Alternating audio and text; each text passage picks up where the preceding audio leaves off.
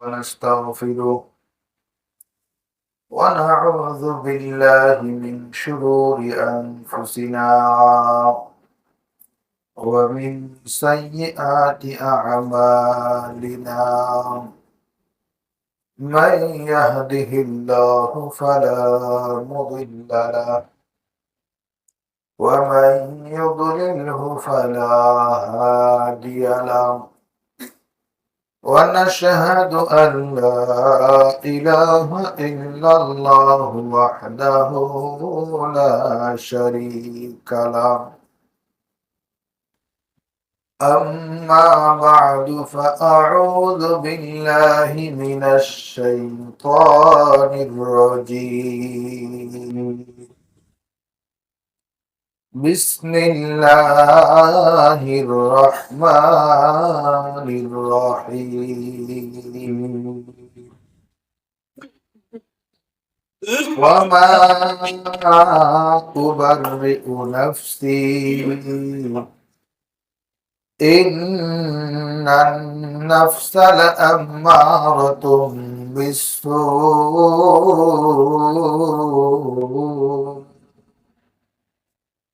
إلا ما رحم ربي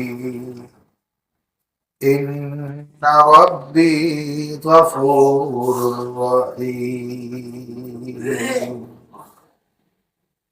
صدق الله العظيم قال رسول الله صلى الله عليه وسلم كل بني آدم خطاؤون وخير الخطائين التوابون أو كما قال عليه الصلاة والسلام আলহামদুলিল্লাহ আল্লাহ পাক রব্বুল আলামিনের দরবারে অসংখ্য শুকরিয়া যে মহান রব্বুল আলামিন আমাদেরকে রমজান মাসের শেষ জুমায় আল্লাহ তাআলার ঘর মসজিদে আসার বসার কোরআন ও হাদিস থেকে আলোচনা শোনার তৌফিক দান করেছেন। এজন্য আমরা মহান রব্বুল আলামিনের দরবারে শুকরিয়া আদায় করে বলি আলহামদুলিল্লাহ। হযরতে ইউসুফ আলাইহিস সালাতু ওয়াস সালাম তিনি বলেন ওয়ামা উবাররিউ নাফসি, আমি আমার আত্মা আমার নফস নিয়ে আমি কোনো অহংকার করি না। এটা নিয়ে আমার অহংকার করার তেমন কিছুই নেই। কেন নাই? ইন্নান নাফসা লাআম্মারাতুম বিসসু, নফসে আম্মারা, আমার আপনার দিলের মধ্যে নফসে আম্মারা আছে। এ সব সময় আমাদেরকে খারাপ পথে ডাকতে থাকে, সব সময় আমাদেরকে খারাপ পথে ডাকতে থাকে, খারাপের দিকে ডাকতে থাকে। কাজেই নফসের এই খারাপ ডাকে আমি সাড়া না দিয়ে বেঁচে থাকতে পারবো কতটুকু, এই গ্যারান্টি শতভাগ আমার আপনার কাছে নাই। আছে? প্রত্যেক মানুষের নফসের তিনটা অবস্থা। একটা হচ্ছে নফসে মুতমাইন্না, আরেকটা নফসে আম্মারা, আরেকটার নাম হচ্ছে নফসে লাওয়ামা। নফসে মুতমাইন্না মানুষদেরকে ভালো কাজের দিকে ডাকে। আজকে আমরা মসজিদে আসতে পেরেছি, এটা নফসে মুতমাইন্না আমাদেরকে ভালো কাজের দিকে ধাবিত করছে, সেইটা অগ্রসর বিধায়, ইমানি শক্তি বলিয়ান হয়েছে বিধায় আজকে আসতে পেরেছি। নফসে আম্মারা কুরিপু যাকে বলা হয়, যদি ভাগ করা হয়, একটা হচ্ছে সুরিপু আর একটা হচ্ছে কুরিপু। মানুষের দুই ধরনের রিপু কাজ করে। কুরিপু খারাপ দিকে ডাকে, সুরিকু ভালোর দিকে ডাকে। আর নফসে লাওয়ামা এটা হচ্ছে মুযাবযাবিনা বাইনাহুম, দুই দিকেই সমান, যেটার জোর বেশি ওইটার সাথে জোর দেয়। তো নফসে আম্মারা এটা সবসময় মানুষদেরকে খারাপের দিকে ডাকে, বিশেষ করে মানুষ যখন একা থাকে তখন তাকে কোথাইতে থাকে, খারাপ পথে ডাকতে থাকে। মানুষের যখন টাকা পয়সা থাকে বেশি, টাকা পয়সা থাকলেও অনেক সময় নফসে আম্মারা খোঁচাইতে থাকে যে তুমি এটা করো সেইটা করো, তোমার টাকা আছে, তোমার গরম আছে, তোমার অমুক আছে, খারাপ দিকে ডাকতে থাকে।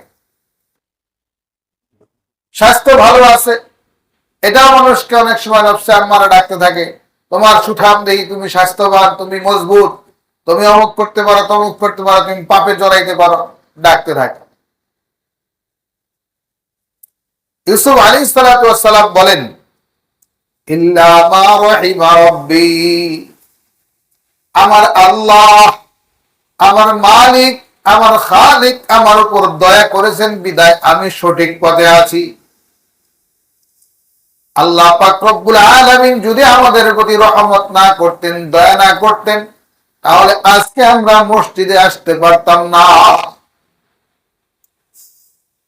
কাজে মসজিদে আসতে পেরেছি, আমি পাক্কা মুসল্লি, আমি বড় মুসল্লি, আমি পাক্কা রোজাদার, এটা অহংকারের কিচ্ছু নাই।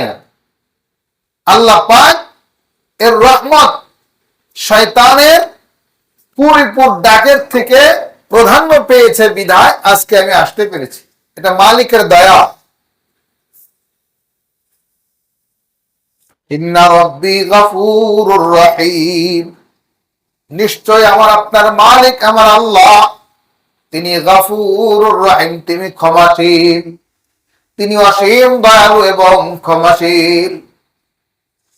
হাদিস শরীফের মধ্যে আছে, قال رسول الله صلى الله عليه وسلم كل بني آدم خطاؤون وخير الخطائين التوابون, সমস্ত আদম সন্তান ভুলকারী, ভুলের ঊর্ধ্বে কেউ নাই। وخير الخطائين التوابون, ভুলকারীদের মধ্যে ওই ব্যক্তি সর্বোত্তম যে নাকি ভুল করার পরে খাঁটি দিলে তওবা করে। খাঁটি দিলে তওবা করা, রমজান মাস, জানি না কে কতটুকু তওবা করতে পেরেছে। আমাদের নবী করিম সাল্লাল্লাহু আলাইহি ওয়াসাল্লাম রমজান মাসে জুমার দিন মিম্বারের প্রথম সিঁড়িতে উঠে বললেন আমিন, দ্বিতীয় সিঁড়িতে উঠে বললেন আমিন, তৃতীয় সিঁড়িতে উঠে বললেন আমিন।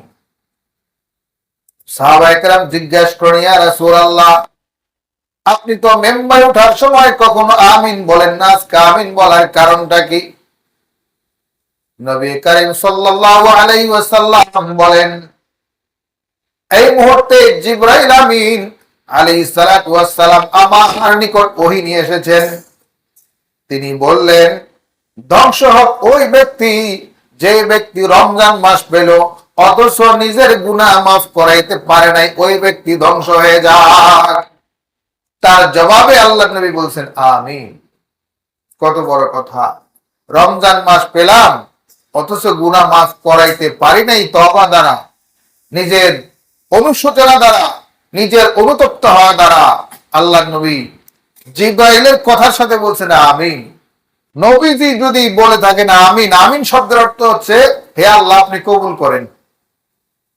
জিবরাইল প্রস্তাব করছে, নবীজি বলছে কবুল করেন, কত পাওয়ারফুল কথা। তো কাজেই আমি বলবো আমরা খাঁটি দিলে আল্লাহ তাআলার কাছে তওবা করি, যত কষ্টই হোক। বাকি যে কয়টা রোজা আছে আমরা এই কয়টা রোজা ছাড়বো না ইনশাআল্লাহ। কার কার নিয়ত আছে? আল্লাহ পাক আমাদের সবাইকে তৌফিক দান করেন, আমিন। আল্লাহর নবী যখন দ্বিতীয় সিঁড়িতে উঠলেন, জিবরাইল আলাইহিস সালাতু ওয়াস সালাম বললেন, ধ্বংস ওই ব্যক্তি যেই ব্যক্তি নিজের বাবা মা দুইজনকে পেল অথবা দুইজনের একজনকে পেল অথচ নিজের অবস্থান জান্নাতের মধ্যে তার নাম লেখাইতে পারে নাই, ওই ব্যক্তিও ধ্বংস হয়ে যায়। গুরুত্বপূর্ণ কথা, মা বাবা দুইজনকে পেল অথবা একজনকে পেল আর নিজের নাম জান্নাতের লিস্টিতে উঠাইতে পারে নাই, ওই ব্যক্তি ধ্বংস হোক। তার মানে হুমা জান্নাতুকা ওয়া নারুকা, আল্লাহ নবী বলেছেন তোমার বাবা মা হলো তোমার জান্নাত, তোমার বাবা মা তোমার জাহান্নামের কারণ। বাবা মা যদি সম্পর্ক ভালো থাকে, বাবা মা যদি সন্তানের উপর রাজি আর খুশি থাকে, তাহলে দুনিয়াতেই আপনার জন্য জান্নাতের লিস্টিতে আপনার নাম উঠে যায়। বলেন সুবহানাল্লাহ। কয়জন বুকে হাত দিয়ে বলতে পারবো যে বাবা মা আমার উপর শতভাগ খুশি আছে?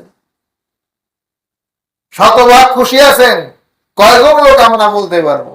হয়তো আমরা অনেকে বা বলবো যে হ্যাঁ আমার আব্বা খুশি আছে, কিন্তু আব্বাকে যদি বলা হয় কয়জন বাবা বলবে যে আমার অমুক ছেলের উপর আমি শতভাগ খুশি? তালাশ করলে হয়তো লোক মুখে বলতেও পারে, অন্তর থেকে কয়জন বলবে? আপনার বাবা মা আপনার উপর যতটুকু খুশি, আপনার জন্য জান্নাত ততটুকু বরাদ্দ। আপনার বাবা মা আপনার উপর যতটুকু নারাজ, জাহান্নাম আপনার জন্য ততটুকু বরাদ্দ। এজন্য আমরা রমজান মাসের শেষের দিকে, নাজাতের মাসে আমরা নিজেদের মা বাবাকে যেভাবে পারি আমরা খুশি করে তাদের মুখে হাসি ফুটাবো ইনশাআল্লাহ। মা বাবা বহুত বড় দামি। মা বাবা কত বড় দামি! লক্ষ লক্ষ টাকা খরচ করে আমরা হজ করি, হজ কবুল হয় কিনা জানা নাই, কিন্তু যদি কোনো সন্তান নেক নজরে, ভালোবাসার নজরে নিজের বাবা মায়ের চেহারার দিকে তাকায়, তার প্রত্যেকটা নজরে আল্লাহ পাক রব্বুল আলামিন এক একটা কবুল হজের সওয়াব দান করে দেয়। যতবার তাকাবেন ততবার সওয়াব। প্রতিদিন যদি 100 বার নিজের বাবার চেহারার দিকে তাকান নেক নজরে, 100টা কবুল হজের সওয়াব পাবেন। আল্লাহ পাক ঘরের মধ্যে বরকতের ভান্ডার রেখে দিয়েছে, আর আমরা বরকত তালাশ করি পীর সাহেবের দরবারে, আমরা বরকত তালাশ করে বিভিন্ন বাজারে গিয়ে, আমরা বরকত তালাশ করি বিভিন্ন জায়গায় গিয়ে, অথচ বরকতের খনি আল্লাহ পাক আমাদের ঘরের মধ্যে দিয়েছে। সেই বরকতের দুয়ারে আমরা ধাক্কা দেই না, সেখান থেকে আমরা বরকত নেওয়ার চেষ্টা করি। আল্লাহ পাক আমাদের সবাইকে মা বাবার খেদমত বেশি বেশি করার তৌফিক দান করেন। সকলে বলেন আমিন। শবে কদর রমজান মাসের যে কোনো রাত্রিতে যেতে পারে, তবে বেজর রাত্রে যাওয়ার সম্ভাবনা সবচেয়ে বেশি। 27 তারিখ একটা বেজর রাত চলে গেছে, আবার আগামীকালের রাতটাও বেজর, সেই হিসাবে আগামীকালও